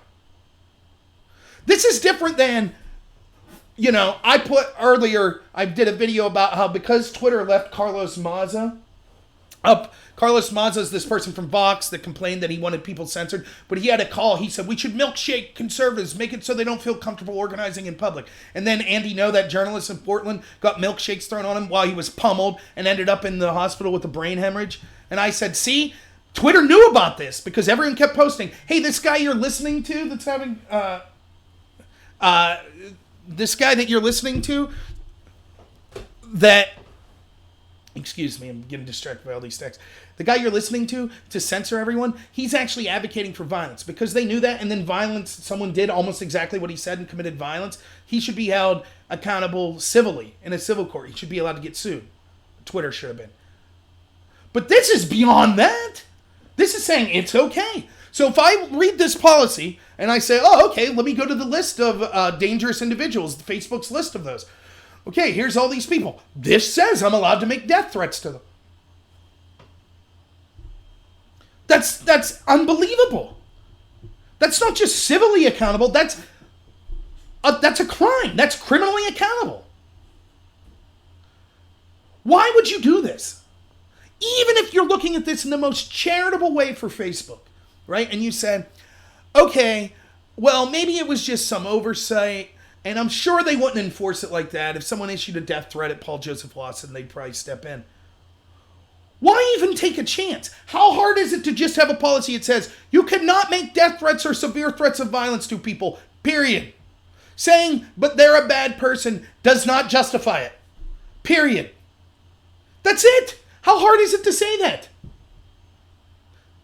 That's if you're looking at it in the most charitable way. If you're not being so charitable and you look at the fact that Facebook is incredibly shady and is clearly biased against Donald Trump and against the Republicans and is clearly biased in favor of the establishment Democrats, and they know that there have been increased excuses for calls of violence from people like Antifa and others on the left saying that Trump supporters wear a MAGA hat, it's racist.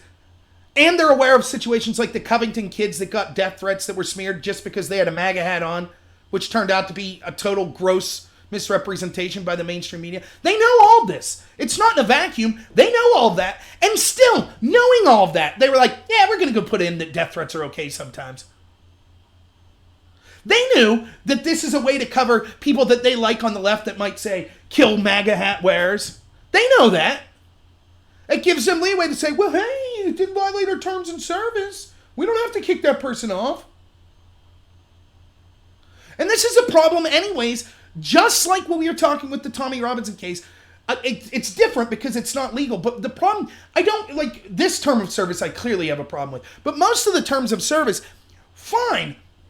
Your private company, if we're looking at it outside the context of that crazy court decision, you're a private company, you can have whatever terms of service you want. But just be clear and enforce them equally. So if you say no threats of violence, why is Carlos Maza allowed to make threats of violence? At that point, once you're selectively enforcing your terms of service, you're no longer a public platform. See, all of these social media companies have exemptions where they can't be held accountable for things that are posted on their site because they say, hey, we're just like a bulletin board, you know? We don't publish things. It's just we're a platform. People come post what they want. We're not responsible for what they post. But once you selectively enforce things like that for ideological reasons, then you're not a platform. You're a publisher. You are putting forth the things that you ideologically want to and withholding those you don't.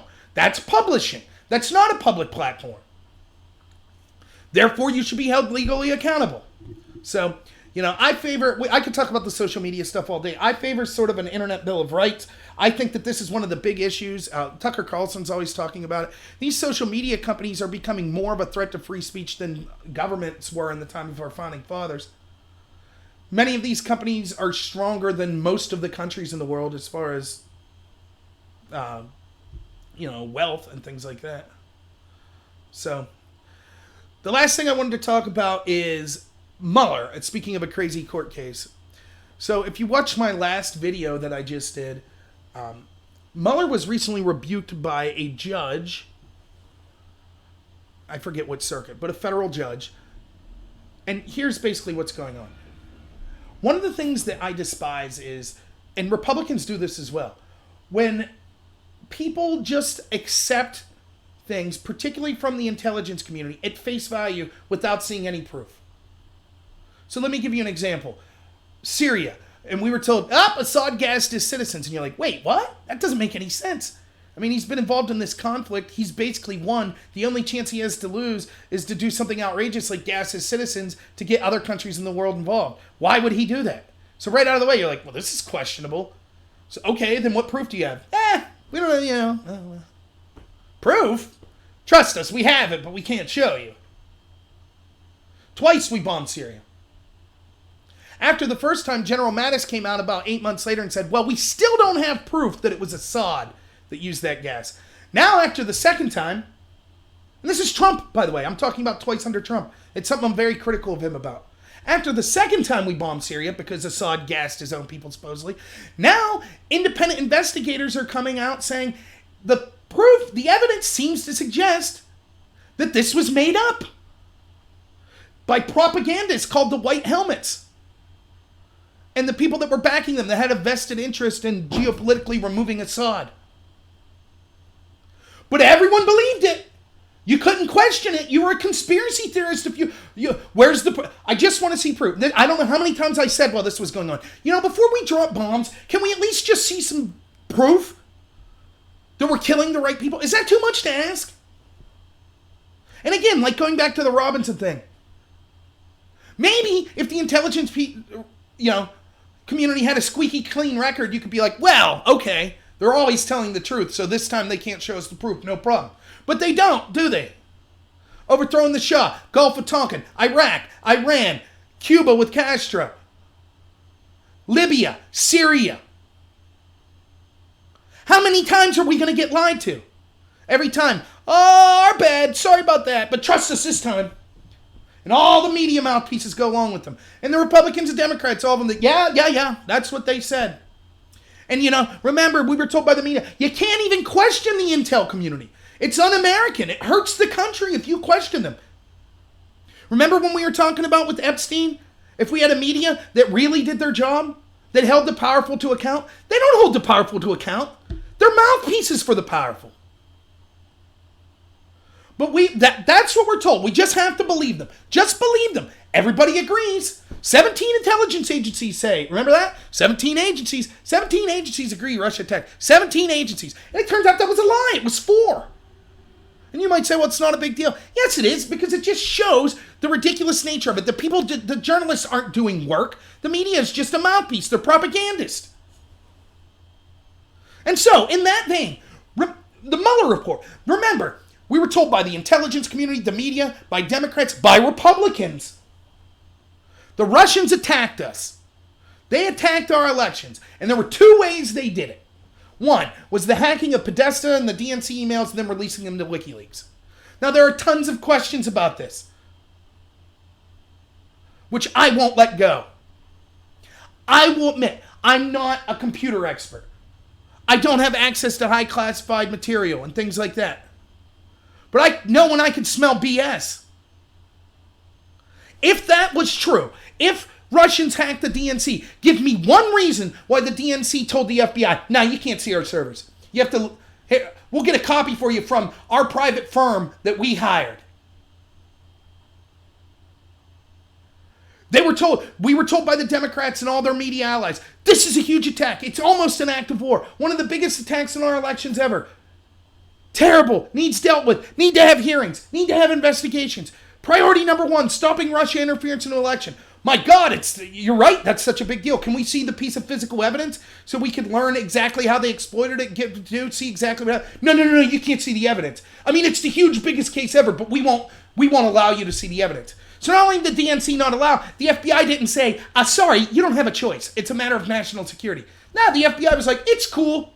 We'll take the copy from your paid firm, CrowdStrike. Oh, what's that? Your firm, CrowdStrike, then went on a couple months later to say Russians hacked the Ukraine, and the Ukrainian government said, that's a lie, you're wrong. So not only are we taking it from a paid company by the Democrats, taking their word for it, who have every vested interest into blaming Russia to ideologically help the Democrats, but we now know that a couple months later when they tried to do the same darn thing to smear Russia, they were wrong.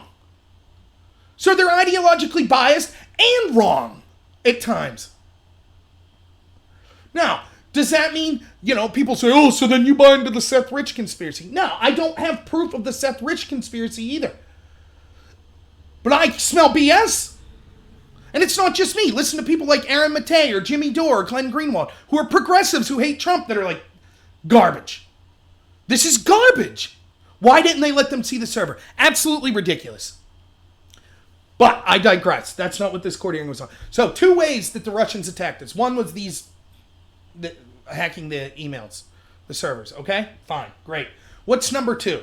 So that's 50%. The other 50%, we've been told over and over what number 2 is, right? Russian trolls on Facebook helped swing the election. See, here's what happened. These Russian trolls went on and they put things like memes.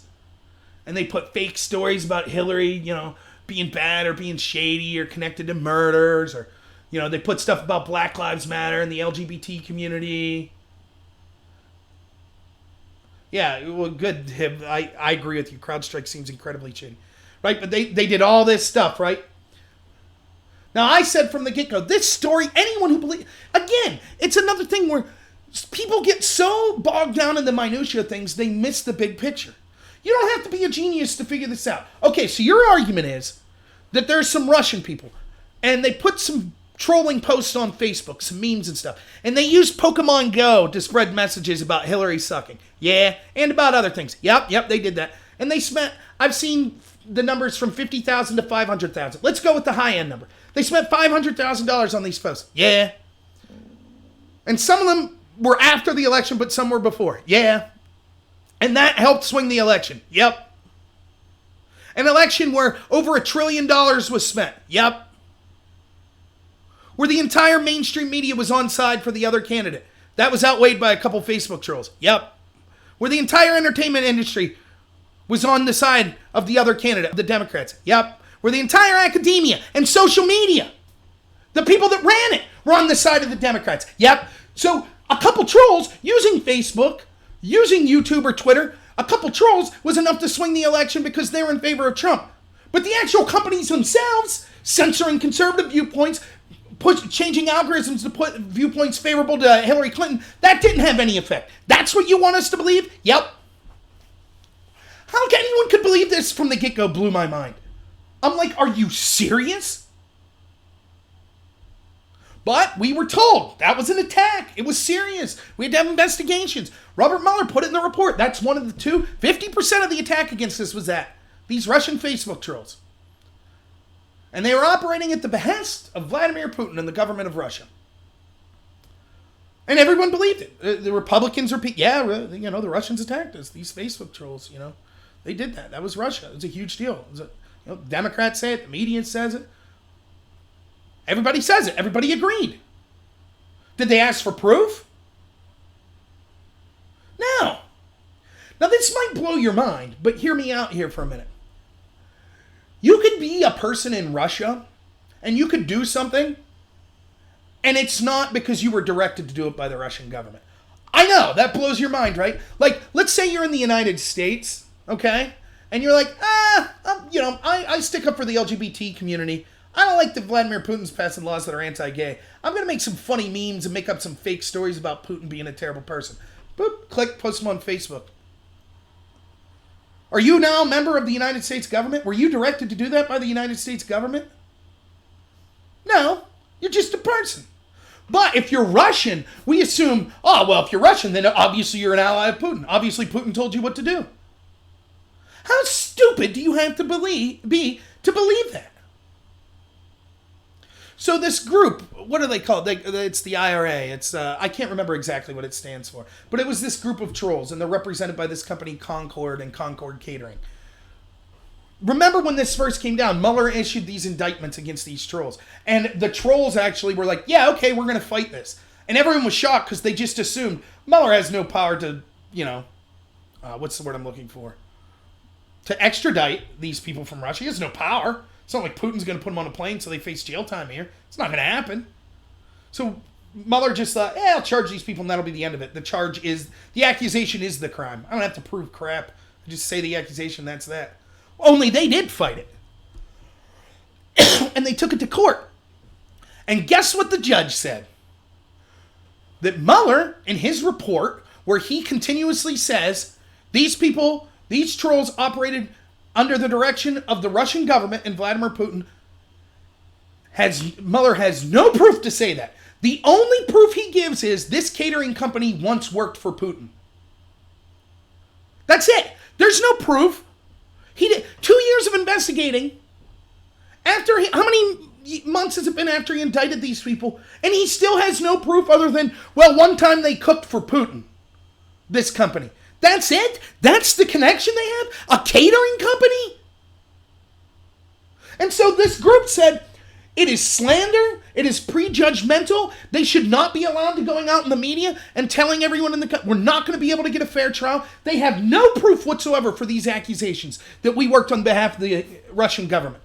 And the judge said, you're right, Mueller, you can't say that anymore. Barr, the Attorney General, you can't say that anymore. And they were almost held in contempt, Barr and Mueller, over this. Isn't that mind-blowing? You were told for 2 years, without a doubt, unquestionably by all these people. Russians attacked us. Russian trolls. That was Putin. It was Putin. Putin and his trolls did this. Mueller picked up the torch, said, yep.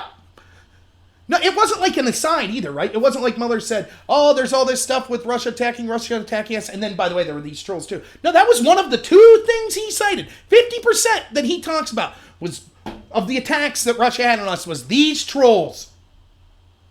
That he had no proof were operating on behalf of the Russian government. None.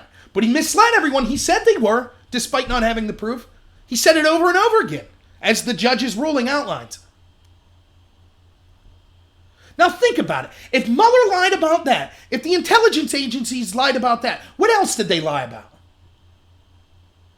I've been talking, Everyone said, and this was one of the things, when Mueller came out, first off, it's mind-blowing to me, Mueller couldn't have been any clearer. He said, no one in Trump's campaign illegally conspired with Russians to affect the 2016 election. Period. End of story. Ends the Russia collusion narrative. Period. You could say, but they met with Russians. But some of Trump's people messed with Russians. But they got charged for lying. Blah, blah, blah. It doesn't matter. First off, Hillary people met with Russians too, and they lied about it. Remember Hillary and them paying a foreign agent to get dirt on Trump from Kremlin agents and then lying about paying for it for a year? Does that mean they're Russian agents? No, it's different with Hillary's team. But, so we got just meeting with Russians isn't a crime. There was no illegal conspiracy. Chris Cuomo says this all the time. Well, there might not have been conspiracy, but there was still collusion. Okay, then there's collusion between the Democrats and Russians. Collusion's not illegal. It's just a buzzword that you used implying that it was illegal. And now once a crime wasn't found, you said, well, technically we were still right to say collusion. It's absurd. But there are people that straight up still believe the claims in the dossier. They straight up still believe. After Mueller said definitively it didn't happen, and then not only that, because everyone says, oh, yes, but look, it says that, Trump may have obstructed justice. He couldn't exonerate Trump from obstructing justice. Well, can't we induce that if he specifically made it a point to say, I can't exonerate Trump from obstructing justice, that if that was the case in the first part of the document, the Russia collusion narrative, he would have said, look, I don't have enough evidence for a crime, but I can't exonerate Trump or his people for not conspiring. That's what he would have said, right? But he didn't say that because there wasn't proof for the accusations. It was garbage. Like people like me said all along, it was a witch hunt. And I saw a poll from June that said over 50% of Democrats still believe to this day that Russia and Trump conspired to steal in an illegal way to affect the 2016 election. After their guy that they talked about came out and said, it's clear as day, no, that's not true. They still believe it because that's the media narrative that was pushed. That's how powerful the propaganda of the media is. Still believe that crap. So do you think they're going to say, when this judge said, hey, Mueller didn't have any proof whatsoever that these people, these trolls were operating on behalf of the Russian government, you think people will say, oh my goodness, I was wrong about that? Some people might, some Republicans might. You think the people that still believe the dossier are going to say that? No. All that matters is the accusation. That's it. Trump's a Russian dude. Trump's a Russian dude. Trump's a racist. Trump's a sexist. Trump hates gays. That's it. They don't have to offer proof. They make a claim, you can debunk it, doesn't matter. I mean, it's surreal. And people were telling me, oh, well, if Mueller comes out and says that Trump didn't collude with Russia, all of a sudden you'll say he's a great guy. No, I won't. I said that from the get-go, and I still haven't. I said I'd be willing to see the proof he gave if he gives actual proof and we get to read it, and it shows that crimes are committed and you can verify that proof. Then yeah, even if I dislike the guy and think it was done in a shady manner, I'm willing to accept that. But he didn't. He didn't have any proof of that. But I said he's incredibly shady. I gave all sorts of reasons. He hired people that worked for the Clinton Foundation. That's an incredible conflict of interest. He destroyed Strzok and Page's phones after he knew the IG was looking at other phones of theirs for bias and corruption. He thought that the bias and corruption on those other phones, Mueller thought it was so serious that it warranted dismissing Strzok and Page. But despite that, he still erased their phones that he had given them. Corruption. You could tell by the fact that he went after people like Manafort for FIRA violations, wrote in the indictment that Manafort worked specifically with the Podesta group, with the exact same illegal or people in an illegal way, lobbying for foreigners in a legal way. Manafort gets solitary confinement, gets the book thrown at him. Podesta group gets to retroactively fill out paperwork. It all showed corruption. It all showed a double standard. And now we see that one of the big narratives they told us was a lie. And no one cares. It's hardly news. You can't find it anywhere. Aaron Matei's talking about it. A Trump-hating progressive. Tucker Carlson talked about it. I'm sure Hannity, I don't really watch Hannity, but maybe he did. Jimmy Dore, progressive comedian, commentator, he talked about it. Where's all the Democrats saying, oh, we were wrong? Where's the Republicans who pushed this? Oh, we were wrong. It's propaganda. That's what it is. Don't believe this crap unless you see proof. Now, does that mean that everything the intel agencies say is always a lie? I'm not saying that. I'm just saying, fool me once, shame on you. Fool me 500 times, shame on me. I just want to see proof for your claims from now on. You lied so often, now no one should accept your word at face value. That's your fault, not mine. You destroyed your credibility as the intel community. Mueller destroyed his credibility, lying about crap like this, destroying those phones, selectively choosing who to charge for the exact same crimes he lets. And it's always one direction. Hardest possible against Trump, easiest possible against Hillary's team.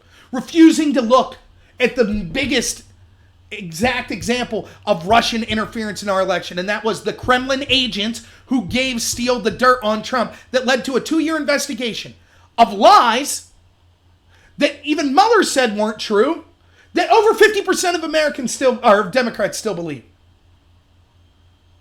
That had a more profound effect on our election system than any other thing that the Russians were accused of. Yet Mueller, who was tasked with looking at all things Russian interference, just somehow it slipped his mind. The biggest case of Russian interference, he didn't have time to talk about that in the Mueller report. So I knew it was corrupt. I didn't believe this crap. Could the Russians have hacked the server? Absolutely they could have. But I don't see any proof. And it looks incredibly shady. If you say to the police, I have proof that my neighbor broke into I have a video, surveillance of the neighbor breaking into my house and stealing stuff from my house. And the police go, oh, okay, can we look at the video? Nah, I'll make a copy later though and show you. The police would be like, okay, no. We want the direct evidence or no. And people say, well, the copy was just as good. The copy had everything. Then why wouldn't they leave them in the direct server? There's only 2 explanations. One, they were lying. And they needed time to selectively send the FBI what they wanted to try to fit in with their story. Or 2, there was other shady, illegal, or embarrassing stuff on that server that they didn't want the FBI to see. Nonetheless, the FBI, in order to make the most correct assessment, should have seen all of the evidence, not just selectively what the Democrats wanted. There is no reason to risk a copy not being an exact copy when you're talking about looking at lines of code to determine exactly not just who did the hack, but how they did the hack. So you would want to take no chances. The Comey admitted in testimony, it's the FBI's preference and stated policy to have access to the actual physical evidence, not copies. That's their preference. Okay, if that's the FBI preference, and this is like the biggest case ever, according to the Democrats, that the FBI is dealing with, then wouldn't they, in that huge case with the stakes so high, use their preferred method of gathering evidence? Instead, they go with the backup method of the people that were wrong about Russian interference in Ukraine and trusting them, that have every incentive to lie. That's the method they go with? The same intelligence people we now know lied about, saying, oh, we have proof that they... What's their proof of the Russian trolls directed by Putin? Well, you see, they worked for a catering company that one time, used to work for the Russian government. I mean, you can't make this stuff up. And it was repeated, not just by Democrats, by the Republicans as well. Over and over and over again. And when you were like, wait a minute, did Russia really... Shut up! What are you, a Russian sympathizer? What are you, conspiracy theorists? Shut up! They attacked us! We have to fight back. We have to do something. Even Republicans are saying this. We know the Russians. We know that they had these trolls attack us. We need fake news. We need to find ways to stop this type of fake news. And there'll be no mea culpas. The media's not running the story like wild. That, Cuomo's not on TV, or Don Lemon, or Rachel Maddow, or Anderson Cooper. Lawrence O'Donnell, I don't know. They're not on there saying, our bad, we were wrong about that. No one's saying that, just like they didn't say our bad after they pushed the garbage Russia collusion conspiracy, and it was proven wrong. I said from the outset of this investigation, as soon as I found out that DNC paid for opposition research was used by the intelligence agencies under Barack Obama to spy on his rival, who was Donald Trump, the candidate from the other party, that it was the biggest political scandal in the history of this country. On face value, take the names Obama, Trump, Hillary, take all them out. Just say one party paid for dirt and then use that dirt to spy on the other party. Period. Unacceptable. The only way that's acceptable is if that evidence is verified so well, all the T's are crossed and the I's are dotted, that there's almost no doubt that the allegations are true. And it turns out in this case, the allegations weren't true. They were lies. They were never verified. It wasn't verified then. It's not verified after 2 years of a Mueller investigation. Over and over, we catch them lying. Over and over. Then we see their text message. And then we're supposed to believe this is all coincidence. You see text messages from people high up in these investigations. We hate Trump. You can smell Trump supporters. Hillary should win 1 million to nothing. We need an insurance policy against Trump. Then you see how they're lying. Then you're seeing how they used opposition research to spy on Trump. You see all this and everything in that. They're like, no, that was just a coincidence. No, them saying they hate Trump, that's just on their private time. No, them using opposition research that was never verified and ended up not being true. That, they just had to be careful about it. No, them only prosecuting Trump people that had FAR violations but leaving the Hillary people. That's just a coincidence. Over and over. Okay, we were wrong about saying we had proof. We kind of fibbed a little saying we had proof on, these Russian trolls working for Putin. Over and over and over. It's all just one big coincidence after another. So I can't wait. I hope, for me, the Epstein in a totally different way, the Epstein case has a chance to totally shine light on tons of corruption and maybe bring down people from both parties. And I don't care if it's someone I support. If there's proof that they engage in these child sex trafficking, take them down. If you've heard me talk, the number one reason my election that I wanted in 2016 was Trump versus Bernie. I would have still voted for Trump. But the reason was I'm tired of the corruption at the establishment level of both parties. They don't care about the regular people. That's not every Republican or every Democrat. I'm not saying that. Though I think the Democratic Party, as you've seen from my videos, has lost their mind because they're leaving the most extreme voices steer the direction the party's going. Look at the presidential debates. But nonetheless. And I thought that I didn't know if Bernie or Trump were outsiders, but I knew there was a chance they were, and I knew there was a chance that the establishment thought they were outsiders.